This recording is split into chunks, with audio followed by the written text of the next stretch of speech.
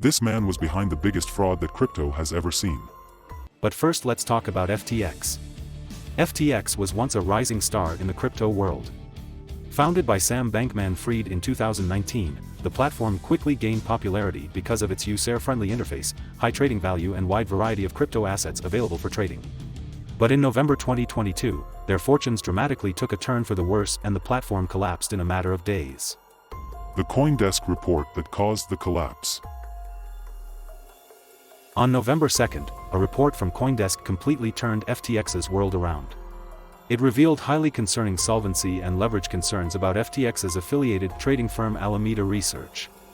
Alameda Research is a firm also founded by Sam Bankman-Fried, and according to the report, they held a $5 billion position in FTT. FTT was the native token of FTX whose value only exists on paper and is not backed by any real thing. This was extremely concerning to all crypto investors. As a result of this, FTX's customers demanded withdrawals worth $6 billion in the days immediately following the report. The value of FTT fell by more than 80% in only 2 days. This marked the beginning of the end of FTX. The fall of FTX and arrest of SBF. As the liquidity crisis at FTX deepened, Bankman-Fried turned to Binance and his biggest rival Changpeng Zhao for help. On November 8, Binance had announced a non-binding agreement to buy the non-US business of FTX. But Sam Bankman-Fried would realize just 2 days later that this was a fatal move. Because just 2 days later, Binance pulled out of the deal. Their due diligence revealed that FTX's finances were in a worse state than initially suspected. Changpeng Zhao got to destroy his biggest rival, but FTX's ill luck did not stop there. Sam stepped down as CEO, and the court appointed John Ray as the new CEO, but on November 11, FTX filed for Chapter 11 bankruptcy. FTX's subsidiaries' assets were frozen in the Bahamas. But despite this, they were hacked just hours later. Hundreds of millions worth of tokens were stolen. In the days that followed, the crypto community was left reeling from the collapse of FTX. The market lost billions, with the combined value of crypto falling below $1 trillion. The ripple effect of this collapse was felt across the industry, with other crypto exchanges and trading firms scrambling to assess the damage and mitigate the risks. But the worst was yet to come for Sam. In December 2022, he was arrested by Bahamian authorities and extradited to the US to face a series of criminal and civil charges.